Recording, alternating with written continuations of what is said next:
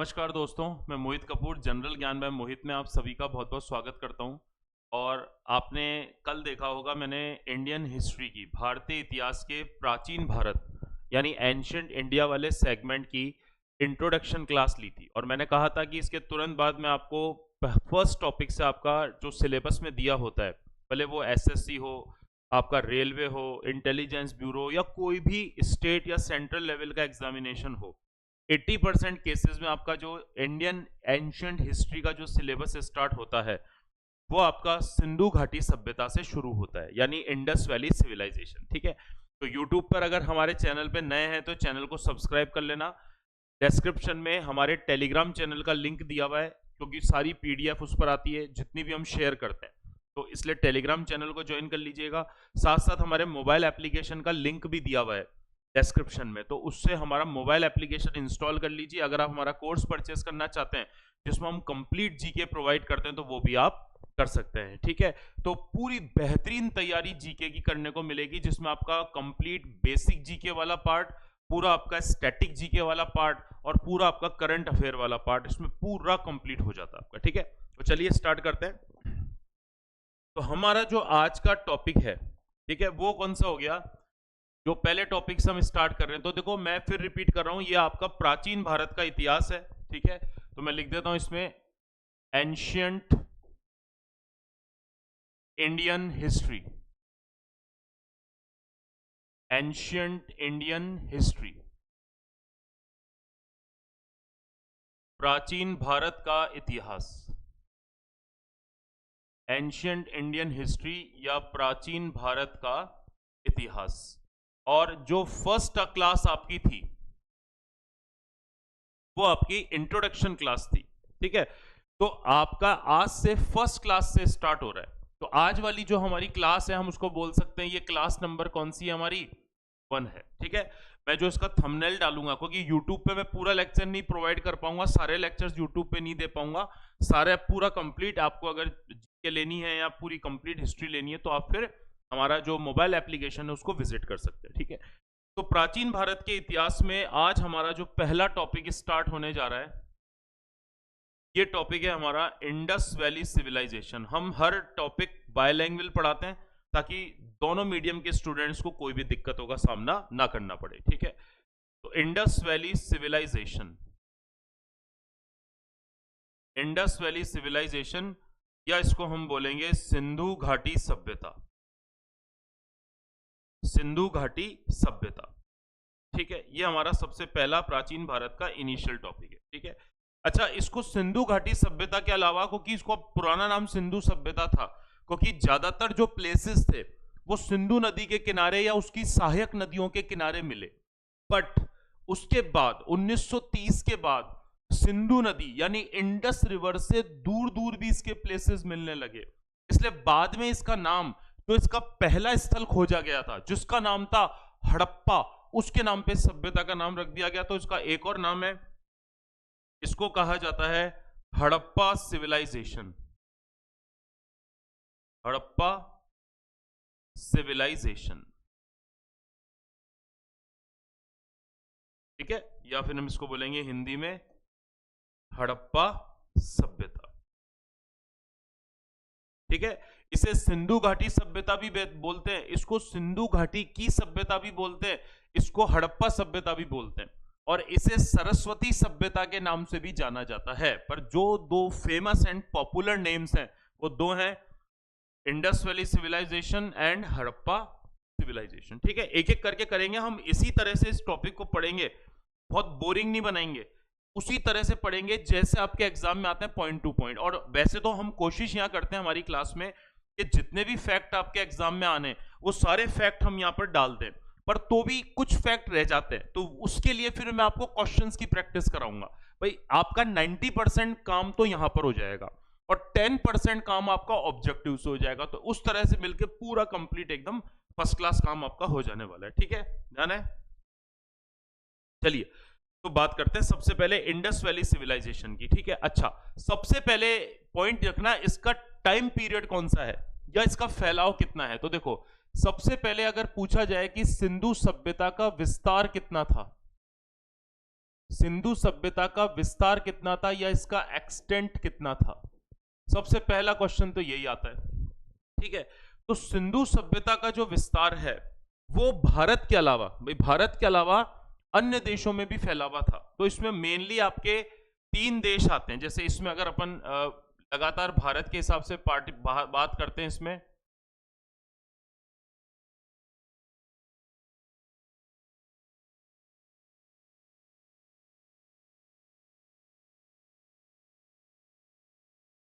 तो देखो मैं पूरा नहीं बना रहा, ठीक है, ये तो इंडिया वाला रीजन हो गया।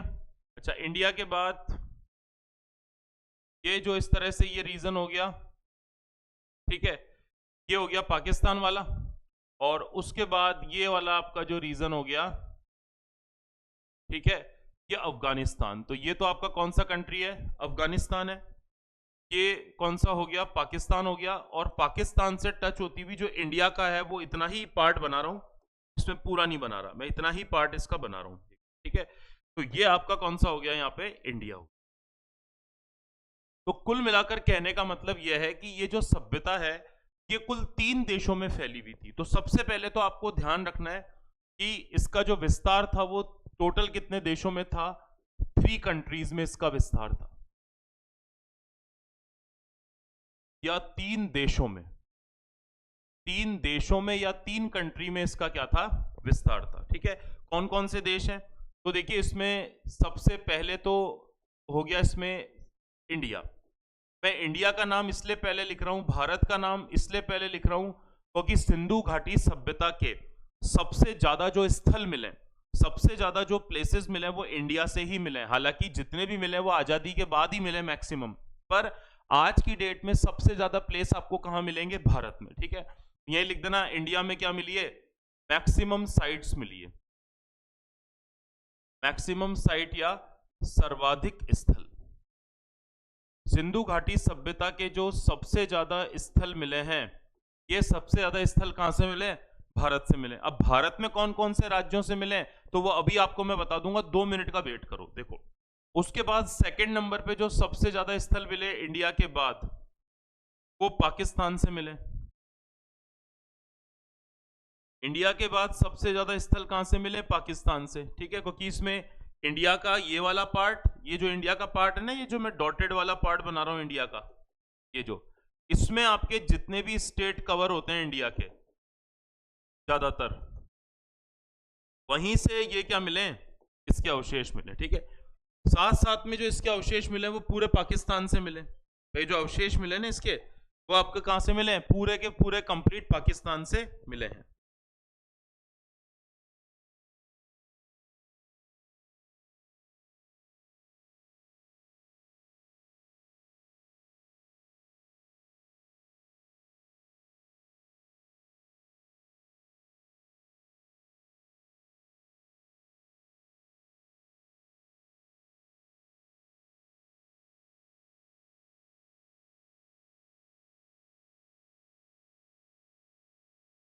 ठीक है, तो देखो इसमें इंडिया का तो कौन सा एरिया आपका कवर हो रहा है? ये डॉटेड डॉटेड पोर्शन वाला एरिया तो इंडिया का कवर हो रहा है। ये राज्य में अभी आपको बताऊंगा। ठीक है, ऐसे पढ़ लोगे तो फिर आपको सिंधु सभ्यता फटाफट से ध्यान आ जाएगी, और मैं ऐसे नोट्स बनवाऊंगा आपके कि आप बस उसको पढ़ के और थोड़े से क्वेश्चन की प्रैक्टिस कर जाओगे तो सिंधु घाटी सभ्यता का कभी भी क्वेश्चन आपसे मिस नहीं होगा। ठीक है, अब देखो दूसरा, इसमें सेकंड नंबर पे ये पाकिस्तान, तो ऑलमोस्ट पूरा का पूरा पाकिस्तान इसमें आता है, लगभग लगभग पूरा पाकिस्तानी इसमें कवर होता है, और अफगानिस्तान का कुछ हिस्सा इसमें कवर होता है।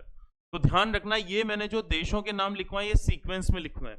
सबसे ज्यादा प्लेसेस तो इंडिया से मिले, उसके बाद पाकिस्तान से मिले, और तीसरे नंबर पे कुछ स्थल जो मिले गिने चुने वो कहां से मिले? अफगानिस्तान। तीसरे नंबर पे जो स्थल मिले वो कहां से मिले? अफगानिस्तान से मिले। तो आप चाहो तो अफगानिस्तान में लिख भी सकते हो मिनिमम साइट्स, मिनिमम साइट्स यानी न्यूनतम स्थल।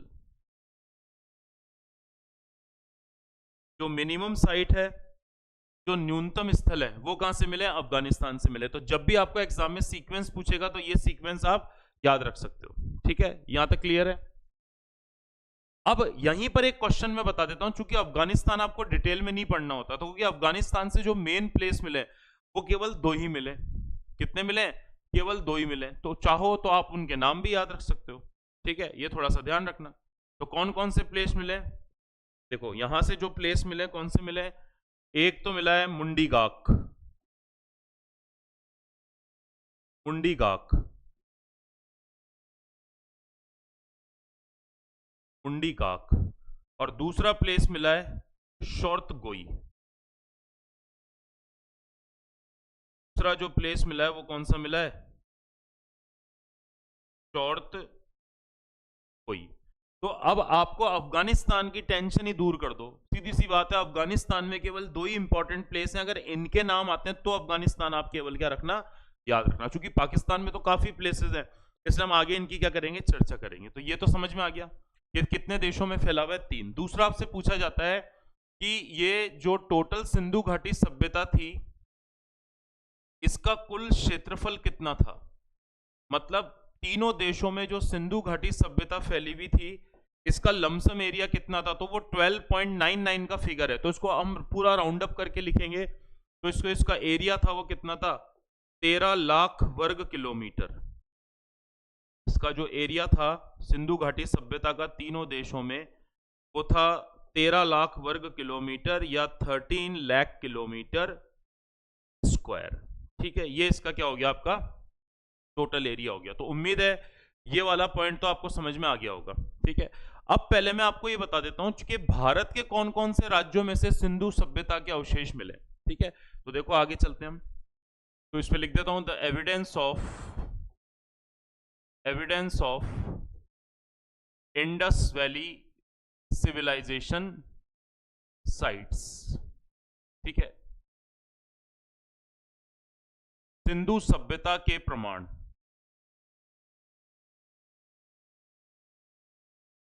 सिंधु सभ्यता के प्रमाण। ठीक है, और ये प्रमाण मैं लिखवा रहा हूं आपसे केवल और केवल इंडिया में कहां कहां पे मिले। तो इंडिया में मैं किसके नाम लिखवा रहा हूं? स्टेट्स के नाम आपको बता रहा हूं, जो अच्छे से याद रख लेना, फिर मैं इसके किनारे बताऊंगा आपको, पर पहले स्टेट्स के नाम याद रख लो। स्टेट यानी ये कौन सा हो गया, आपके राज्य हो गए। कौन कौन से राज्य इसमें कवर होते हैं, तो इसमें भी आपको याद नहीं रखना, केवल एक आइडिया रखना है। देखो आपको इंडिया का मैप अच्छे से पता है, तो आप याद रख लो इंडिया का ये जो पाकिस्तान बॉर्डर के पास पास कौन से स्टेट या इनके नजदीक नजदीक कौन से स्टेट पड़ते हैं, वही आपका आंसर हो जाएगा। तो देखो यहां पर आप इसमें, यहां देखो इंडिया के कौन कौन से स्टेट इसमें आएंगे। तो एक स्टेट तो आएगा इसमें, कौन सा? जम्मू एंड कश्मीर। आपको पता है अब जम्मू कश्मीर स्टेट नहीं रहा, तो जम्मू कश्मीर अब क्या है, यूनियन टेरिटरी है। हालांकि लद्दाख में से इसके एविडेंस नहीं मिले, वर्तमान में जो जम्मू कश्मीर का एरिया वहीं से इसके एविडेंस मिले। ठीक है, दूसरा स्टेट इसमें कवर होता है, ये कौन सा हो गया, पंजाब। इसमें सेकंड स्टेट आता है, कौन सा आता है, पंजाब आता है। सेकंड स्टेट आता है वो इसमें कौन सा आता है, आपका पंजाब आता है। ठीक है, बहुत ही जनरल है, जो आपको ध्यान रखना है। सेकंड कौन सा आता है, पंजाब, बहुत ही जनरल है। ठीक है, ये हो गया आपका।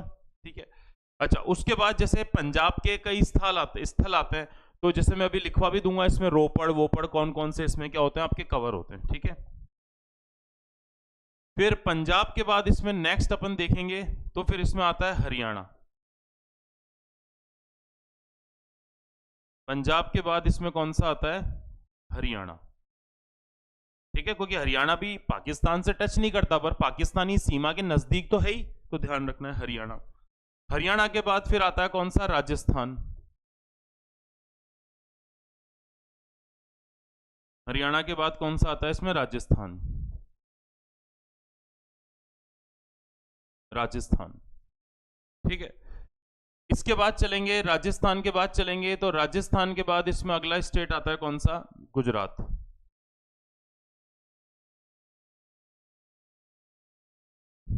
राजस्थान के बाद जो इसमें अगला स्टेट आता है वो कौन सा आता है, गुजरात आता है।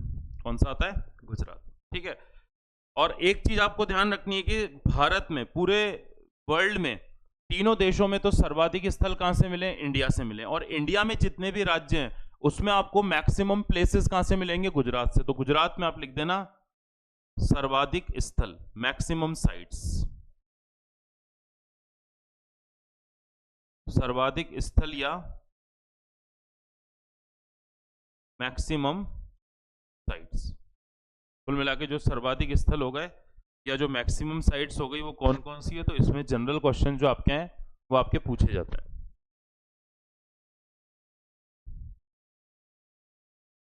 ठीक है, ये हो गया आपका। अच्छा, नेक्स्ट देखिए।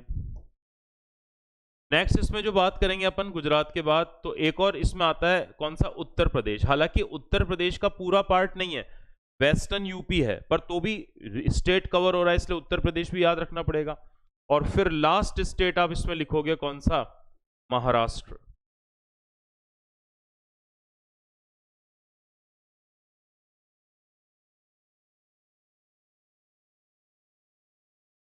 लास्ट स्टेट आप इसमें लिखोगे कौन सा, लिखोगे महाराष्ट्र लिखोगे। ठीक है, तो कुल मिलाकर आप अब स्टेट गिनो कि इंडिया के कौन कौन से यूटी और स्टेट में, तो 1, पंजाब 2, हरियाणा 3, राजस्थान 4, गुजरात 5, यूपी 6 और महाराष्ट्र 7। याद रह जाएंगे कि दुनिया में तो ये सभ्यता कितने देशों में फैली हुई है, 3 देशों में। ठीक है, और भारत में ये सभ्यता कितने राज्य या यूनियन टेरिटरी में फैली हुई है, तो टोटल कितने आ गए, 7 आ गए। इन 7 में भी आपको सिंधु सभ्यता के सबसे ज्यादा शहर या जो स्थल मिलेंगे वो कहां से मिलेंगे, तो वो मिलेंगे कहां से, गुजरात से। कहां से मिलेंगे, गुजरात से। ठीक है, तो ये उम्मीद है कि इतना तो आपको एक बार समझ में पॉइंट आ गया होगा।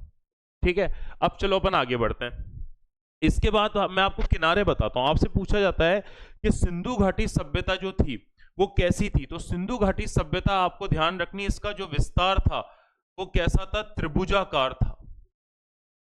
इसका जो विस्तार था वो कैसा था, त्रिभुजाकार था, यानी ट्रायंगल शेप में था। इसका जो विस्तार था वो कैसा था, ट्रायंगल शेप में था। मतलब ये ट्रायंगल का जो 3 पॉइंट है, आपने देखा होगा कोई भी ट्रायंगल बनता है उसके 3 पॉइंट होते हैं, पर उस तरह के 3 पॉइंट नहीं थे, इसके किनारे थे। तो पर क्वेश्चन जब भी पूछा जाता है कि सिंधु सभ्यता लगभग लगभग कौन से शेप में फैली हुई थी, तो जो मेन शेप कवर होता है, ठीक है, जो मेन शेप इसमें आता है वो शेप इसमें कौन सा आता है, त्रिभुजाकार आता है। अब पहले मैं इसके किनारे डिस्कस कर लेता हूं कि वो चारों कोने कौन से थे जिनमें ये 13 लाख वर्ग किलोमीटर में फैली हुई थी। ठीक है, चलिए आगे चलते हैं। अगला देखो, तो अब मैं इसका विस्तार बताता हूं। देखो, इसमें 4 पॉइंट में ले लेता हूं, यहां पर 4 पॉइंट इसमें मैं ले लेता हूं इस तरह से, और उसमें मैं आपको लिखवा दूंगा कि सिंधु सभ्यता का जो विस्तार था वो आपके किस किस तरह से था, जो आपको ध्यान रखना है। ये सबसे पहले कौन सा हो गया, ईस्ट हो गया। ईस्ट यानी कौन सी दिशा हो गई, पूर्व दिशा। तो पूर्व दिशा में जो इसका विस्तार था वो कहां पे था, तो पूर्व दिशा में जो विस्तार था वो जगह कौन सी हो गई, आलमगीरपुर। आलमगीरपुर। और आलमगीरपुर कहां हो गया, तो स्टेट जो डिस्ट्रिक्ट हो गया वो हो गया मेरठ, और मेरठ कहां पड़ता है, यूपी में। ठीक है, इंग्लिश में भी लिख देता हूं इसको मैं, आलमगीरपुर। और आलमगीरपुर कहां पर हो गया, मेरठ, यूपी में। ठीक है, यहां पर पूर्वी किनारा, मतलब जब यूपी के मेरठ से आगे जाओगे तो आपको कोई भी एविडेंस नहीं मिलेगा। लास्ट जो सिंधु सभ्यता के एविडेंस हैं वो यूपी में जाके एंड हो जाते हैं, उसके ईस्ट में जाने पे कोई भी अवशेष नहीं मिलते। इसलिए जो आर्कियोलॉजी वाले हैं उन्होंने एक रेंज मान रखी है, कौन सी, आलमगीरपुर। साथ साथ में आपको ध्यान रखना है कि आलमगीरपुर में रिवर कौन सी है, क्योंकि कोई भी स्थल आप पढ़ोगे तो रिवर बहुत महत्वपूर्ण हो जाती है। ठीक है, तो यहां आप रिवर का नाम याद रखना, हिंडन नदी। जो नदी हो गई वो कौन सी हो गई, हिंडन नदी हो गई या हिंडन रिवर। हिंडन नदी या हिंडन रिवर। ठीक है, तो ये आपको ईस्टर्न पॉइंट कंप्लीट हो गया। अच्छा, फिर ये वाला आपका है कौन सा, साउथ पॉइंट। साउथ डायरेक्शन में, यानी ये दक्षिणी बिंदु आपसे पूछा जाता है। दक्षिणी बिंदु कौन सा था, ये दक्षिणी बिंदु कौन सा था जहां पे सिंधु घाटी सभ्यता के अवशेष मिले या सिंधु घाटी सभ्यता के क्या मिले, एविडेंस मिले। ठीक है, तो दक्षिणी बिंदु की जब हम बात करेंगे, ठीक है, तो दक्षिणी बिंदु इसका कौन सा है, जगह का नाम लिख देना, दैमाबाद। जगह कौन सी हो गई, दैमाबाद।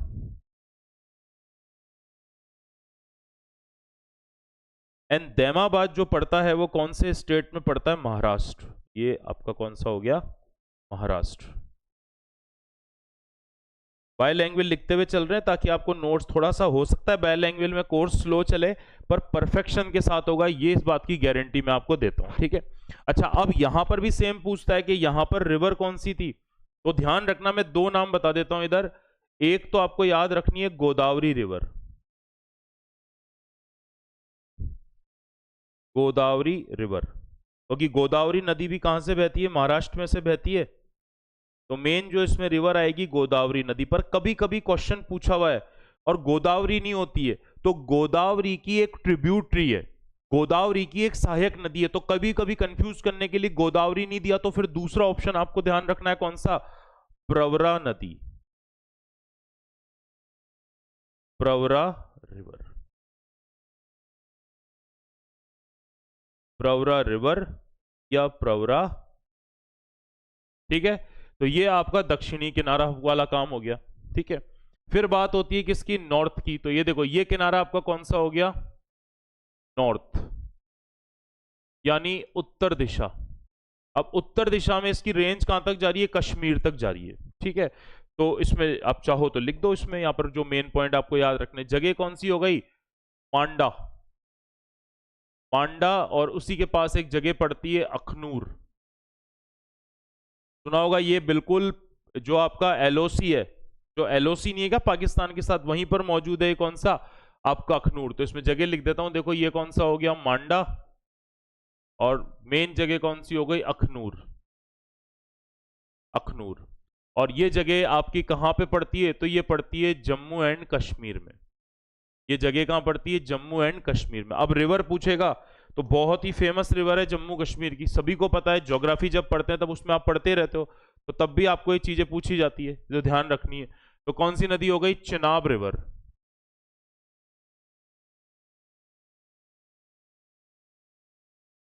रिवर कौन सी हो गई? चिनाब रिवर या चिनाब नदी। ये बहुत इंपॉर्टेंट है, ये मैचिंग करने में आपके क्वेश्चन पूछा हुआ है, तो अच्छी तरह से याद रख लेना, ठीक है। तो आप देख पा रहे हो कि सिंधु घाटी सभ्यता का पूर्वी बिंदु, सिंधु घाटी सभ्यता का दक्षिणी बिंदु और सिंधु घाटी सभ्यता का जो उत्तरी बिंदु है, ये तीनों के तीनों कहां पर एग्जिस्ट करते हैं? इंडिया में एग्जिस्ट करते हैं। कहां पर एग्जिस्ट करते हैं? इंडिया में, इंडिया में करते हैं, ठीक है। अब इसका लास्ट पॉइंट हो गया, ये कौन सा हो गया? वेस्ट पॉइंट हो गया, यानी पश्चिम। तो ये पॉइंट पड़ता आपका अफगानिस्तान और पाकिस्तान की बॉर्डर है, मतलब पाकिस्तान का एकदम वेस्ट में नहीं है क्या, जिसका नाम आपने सुना होगा बलूचिस्तान, वहां पे पड़ता है। तो जगह का नाम आप लिख देना। जगह कौन सी हो गई इसमें? मेनली ये देखो, जगह हो गई इसमें सुत कांगे डोर,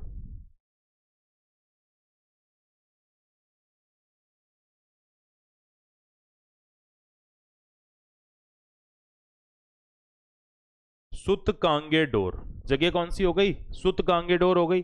सुत कांगे डोर कहां पर पड़ता है? बलूचिस्तान,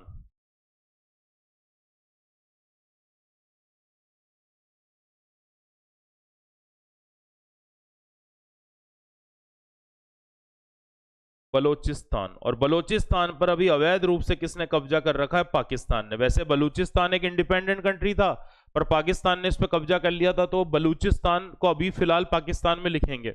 और यहीं पर आपसे पूछा जाता है कि रिवर कौन सी बहती है, तो रिवर हो गई कौन सी? दाशक नदी, दाशक नदी या दाशक रिवर, ठीक है। तो क्लियर हो गया। आपको मैंने चारों किनारे लिख दिए, बहुत इंपॉर्टेंट है, और बार बार इसमें से जो क्वेश्चंस होते हैं आपके वो पूछे जाते हैं, इसलिए कम से कम इतने पॉइंट को तो अच्छी तरह से आपको करना है, ठीक है। अभी ज्यादा कुछ नहीं बताया मैंने, अभी काल वाल कुछ नहीं बताया, ये सारे पॉइंट याद रखना। अच्छा, अब कई बार ये पूछा जाता है कि भारतीय पुरातत्व का पिता किसे कहते हैं, मतलब सिंधु घाटी सभ्यता में सबसे पहले इंटरेस्ट लेने का काम किसने किया था? सिंधु घाटी सभ्यता की सभ्यता मिली है, तो ये थोड़ी है कि बाद में मिली, इसके एविडेंस तो बहुत पहले से मिलने लग गए थे, 1850 के बाद ही। तो इसमें मेन इंटरेस्ट लेने का काम किसने किया था? अलेक्जेंडर कनिंगम, इसलिए उसको कहते हैं भारतीय पुरातत्व का पिता। तो ध्यान रखना, इसमें एक व्यक्ति का नाम लिख रहा हूं मैं, अलेक्जेंडर कनिंघम।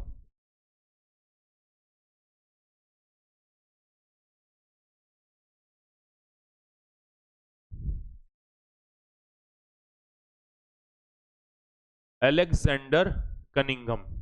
ठीक है, तो अलेक्जेंडर कनिंघम के बारे में दो तीन पॉइंट आपको अच्छी तरह से क्या रखने, याद रखने। ठीक है, अब ये कौन कौन से पॉइंट हैं? तो सबसे पहला तो इसको लिख देना, द फादर ऑफ इंडियन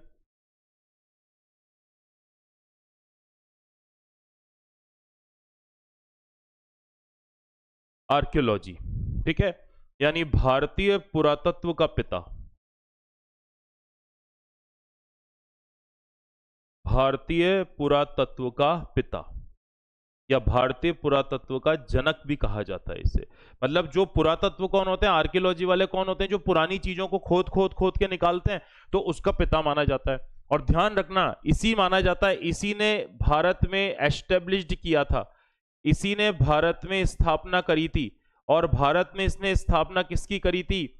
सन 1861 में। सन 1861 में ब्रिटिश पीरियड चल रहा था, वही 1857 की क्रांति के 3-4 साल बाद। और इसी ने भारत में किसकी स्थापना करी थी? एएसआई की। तो आपसे जब भी पूछेगा प्रॉपरली भारत में एएसआई की स्थापना करने किसने करी थी, तो कनिंघम ने। हालांकि इस समय जो आपका गवर्नर चल रहा था, जो जिसको बाद में वॉयसराय कहने लगे, तो वो कैनिंग था, कैनिंग के समय पर। मेन अधिकारी कौन था? ये था। तो एएसआई की स्थापना इसने करी थी। तो इसमें चाहो तो लिख देना, archaeological survey of India, archaeological survey of India, भारतीय पुरातत्व, भारतीय पुरातत्व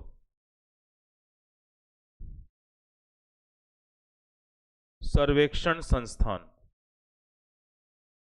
तो एएसआई की जो स्थापना करी थी, कई बार नाम आता है, बाबरी मस्जिद वाला मुद्दा जो हो गया, या अभी संभल वाली मस्जिद हो गई, उसका मुद्दा हो गया, तो कई बार आपका एएसआई का नाम आता है। तो एएसआई की स्थापना 1861 में हुई थी। किसने की थी? अलेक्जेंडर कनिंघम में करी थी। और यह भी क्वेश्चन पूछा गया कि एएसआई के पहले महानिदेशक कौन थे? तो यही थे। इस पे लिख देना आप, एएसआई के प्रथम महानिदेशक, एएसआई के प्रथम महानिदेशक। ठीक है, यानी first director general of ASI, first director general of, first director general of ASI. ASI के फर्स्ट डायरेक्टर जनरल भी कौन थे? अलेक्जेंडर कनिंघम थे। पर जब सिंधु सभ्यता के हड़प्पा मोहनजोदारो का पता चला, तो उस समय आपके जो इसके डायरेक्टर जनरल थे वो कौन थे? John Marshall. क्योंकि मैं आगे पढ़ाऊंगा ना, तो एक और डायरेक्टर जनरल का नाम आता है, इनका नाम था जॉन मार्शल। ये कौन थे? John Marshall.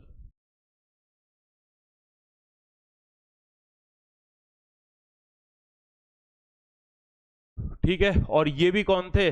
Director general of ASI.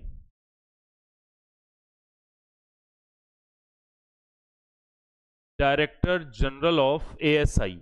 अभी मैं आपको लिखवा ही चुका हूं, भारत के आर्कियोलॉजिकल सर्वे ऑफ इंडिया के एएसआई जो थे, और उस समय एएसआई थे, और इनका कार्यकाल जो था एज अ एएसआई, वो कब से कब का था, तो वो भी आपको ध्यान रखना है। तो ये डायरेक्टर जनरल बने थे 1902 में, और इनका कार्यकाल कब तक था? 1928 तक। 1902 से 1928 तक था। ठीक है, और आपसे जब भी पूछा जाता है कि जो first first excavation, first excavation